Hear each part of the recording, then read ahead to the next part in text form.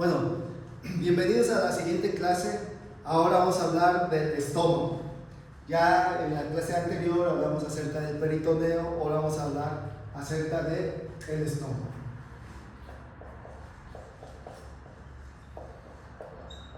Y vamos a ver que el estómago forma parte de un conducto que inicia desde la boca y termina hasta el ano, que se llama el tubo digestivo. Por lo tanto, el estómago forma parte del tubo digestivo, que es uno de los órganos que están dentro de la cavidad abdominal. Vamos a ver que el estómago tiene una forma como si fuera de una J. Y vamos a ver que esta es su principal función. Se basa en la digestión química. Recordemos que la digestión tiene principalmente dos fases. La fase mecánica, que se da a nivel de la boca, donde trituramos el alimento, y la fase química, que empieza igual desde la boca, porque se empieza a mezclar con amilasa salival, donde ya empieza a hacer efecto de digestión. Pero el mayor digestión química se lleva a cabo del estómago y en el duodeno. Estamos viendo que una de las principales funciones de este estómago es la digestión química. Vamos a ver que a este estómago le vamos a estudiar dos caras. Una cara anterior y una cara posterior. Le estudiamos dos curvaturas. Una curvatura menor y una curvatura mayor. Por lo tanto, vamos a ver que este estómago está dividido en tres partes. La parte más superior, que se llama el fondo del estómago o fundus. La parte media, que es el cuerpo del estómago. Y la parte más que está hacia la derecha, que se llama el píloro. Vamos a ver que el píloro está formada por tres partes: el antro pilórico, el canal pilórico y el esfínter del píloro. Entonces vamos a empezar a ver las estructuras de este estómago. Y lo primero que encontramos en este estómago es la anatomía externa. Vamos a ver que este estómago tiene algunas relaciones. Si empezamos a ver su cara anterior, va a estar relacionado con los arcos costales, desde el séptimo arco costal hacia la parte inferior. También está relacionado con la parte del peritoneo, que lo está cubriendo, y la parte anterior del abdomen. Hacia su parte izquierda va a estar en relación aquí con el vaso. En la parte aquí inferior va a estar en relación con el riñón del lado izquierdo. En la parte del lado derecho e inferior va a estar relacionado con jejunum e ilion. Y en estas dos partes con las flexuras cólicas, tanto del lado derecho como del lado izquierdo. En la parte superior va a estar en relación con una grande glándula que se llama el hígado y la vesícula biliar. Y por la parte posterior está en relación con el páncreas y los músculos que cubren la parte posterior del estómago, principalmente el psoas mayor, el psoas menor y el cuadrado lumbar, que son los que se encuentran por la parte posterior. Esas son las relaciones que vamos a ver anatómicamente con quién se relaciona el estómago. Vamos a ver dónde inicia y dónde termina el estómago. Aquí podemos ver este tubito que se llama esófago. El esófago se mete por el diafragma,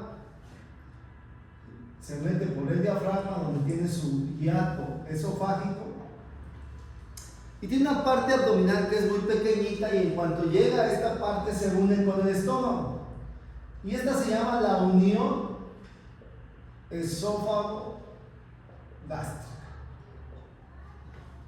Entonces vamos a ver que el estómago inicia en la unión esófago gástrica. En esa unión esófago-gástrica, la capa muscular de ese estómago se hace muy gruesa.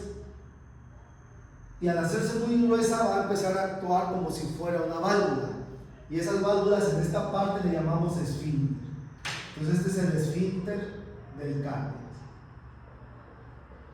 El cardio se encuentra en la unión esófago-gástrica, donde inicia el estómago, ahí se engruesa y entonces forma este esfínter. Y este esfínter, su función es mantener cerrado cuando el bolo alimenticio ya pasó al estómago, se tiene que cerrar para que no se regrese, ¿sí? Pero cuando viene el bolo alimenticio estimula ahí y se abre para que pase hacia el estómago. Después a un lado vemos esta V y esta se llama la incisura del cardias. Esta incisura del cardias nos sirve como límite de las tres partes que estamos viendo del estómago, que es el fondo, el cuerpo y el pilo. Si nosotros trazamos una línea horizontal que pase por la incisura del cardias, vamos a ver que todo lo que queda por arriba de esta incisura se llama fondo. Es el fondo del estómago, o fondos. Después vemos que este estómago se hace vertical y después se hace horizontal. Donde se hace horizontal se forma otra incisura, que esta es la incisura angular. La incisura angular, entonces, donde la curvatura menor del estómago viene vertical y luego se hace horizontal. Esa es la incisura angular. Si yo trazara una línea también de la incisura angular, entonces me va a dividir a mi estómago y ahí puedo ver las tres partes de mi estómago, que es el fondo, lo que se encuentra entre la incisura del cardias y la incisura angular se llamará el cuerpo, y todo lo que esté después de la incisura angular se llamará el pilo.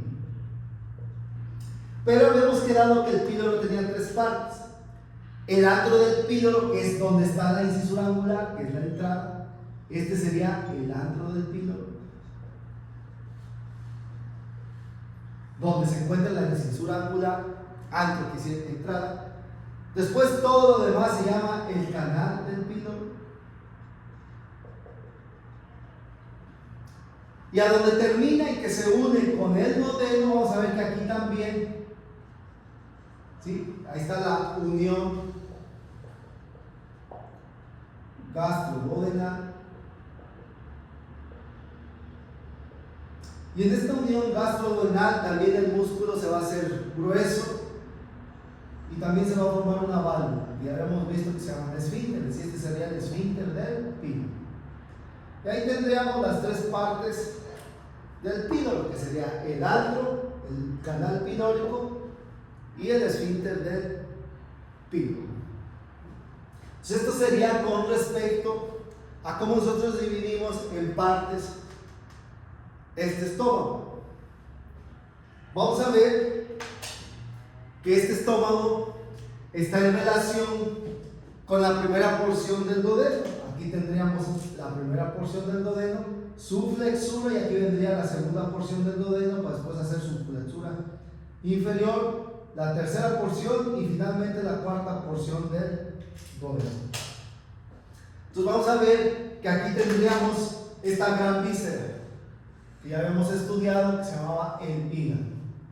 Y ya habíamos quedado, cuando vimos el peritoneo, que venía un repliegue de peritoneo de la cara visceral del hígado a la curvatura menor del estómago, que se llamaba el aumento menor. Pero si se dan cuenta, este aumento menor no solo abarca el estómago, sino también abarca la primera porción del duodeno. Entonces podemos decir que el aumento menor tiene dos ligamentos: uno que viene de la curvatura menor del estómago a la cara visceral del hígado, que se llama el ligamento gastrohepático, y otro que viene de la primera porción del duodeno a la cara visceral del hígado, y este ligamento se llama el ligamento hepatoduodenal. Entonces el aumento menor está formado por dos ligamentos: el gastrohepático y el hepatoduodenal. Una vez que cubre completamente el peritoneo, vamos a ver que viene desde aquí, desde el fondo. Y ya vimos también en el peritoneo que aquí estaba el diafragma y aquí estaba otro órgano que se llamaba el vaso. Entonces estamos viendo que del fondo del estómago va a venirse para acá el peritoneo. ¿Y dónde se va a sujetar? Al diafragma. Pero también estamos viendo que se sujeta al vaso. Y en esta parte inferior se sujeta al colon transverso. Por lo tanto, este aumento mayor tiene 3 ligamentos. El primero es el que estamos viendo que va de la curvatura mayor del estómago al diafragma. Y este ligamento que viene aquí al diafragma se llama el ligamento gastrofrénico. Y luego ya vimos otro que viene de la curvatura mayor del estómago al vaso. Y este se llama el ligamento gastroesplénico. Y ahora estamos viendo que viene otro que viene de la curvatura mayor del estómago, pero viene al colon transverso. Y este se llama el ligamento gastrocólico. Estamos viendo que el aumento mayor, a su vez, se forma por la unión de 3 ligamentos, que es, ¿sí?, el gastrofrénico, el gastroesplénico y el gastrocólico. Ya vimos, el gastrofrénico es el que va de la curvatura mayor del estómago al diafragma. El gastroesplénico de la curvatura mayor del estómago al vaso, y el gastrocólico que va de la curvatura mayor del estómago al colon transverso. Estos son los que me están formando, ¿sí?, mi aumento mayor. ¿Qué esto vendría siendo el aumento mayor? Ok, una vez que ya vimos esto, vamos a pasar ahora a la parte interna del estómago. Y entonces en el estómago le vamos a estudiar 4 capas. Vamos a ver que en la parte interna, vamos a ver que está primero la serosa,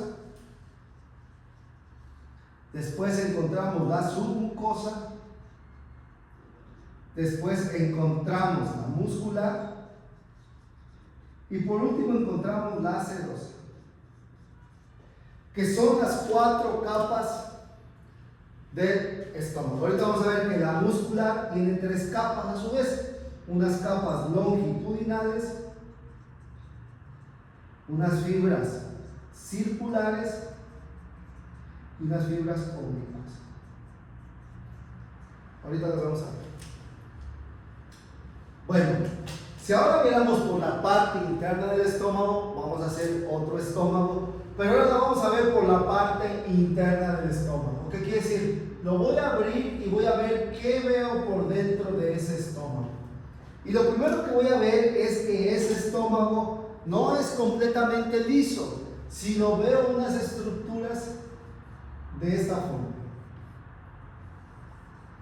Y esas estructuras, que son repliegues, se llaman repliegues gástricos. Entonces, estas estructuras llamamos los repliegues gástricos. Y en esos repliegues gástricos es donde encontramos la primer capa, perdón, aquí era muscular, digo mucosa. Es donde encontramos la primera capa, que es la mucosa, que está en los repliegues gástricos. Recuerden que el tipo de tejido que hay en esta mucosa es un tejido cilíndrico plano, en donde vamos a encontrar en esta mucosa 3 tipos de células que nos van a producir 3 tipos de sustancias. Las primeras se llaman células caliciformes, que estas células producen moco. En este repliegue vamos a encontrar unas células aquí que se llaman células caliciformes, y que estas células caliciformes, su función es producir moco. Después encontramos otras células en esta mucosa que se llaman las células principales, donde van a producir pepsinógeno. En esta misma mucosa vamos a encontrar otras células, que son las células principales, y que producen ¿qué? Pepsinógeno. Y luego encontramos otras células que se llaman las células parietales. Y estas células parietales producen ácido clorhídrico.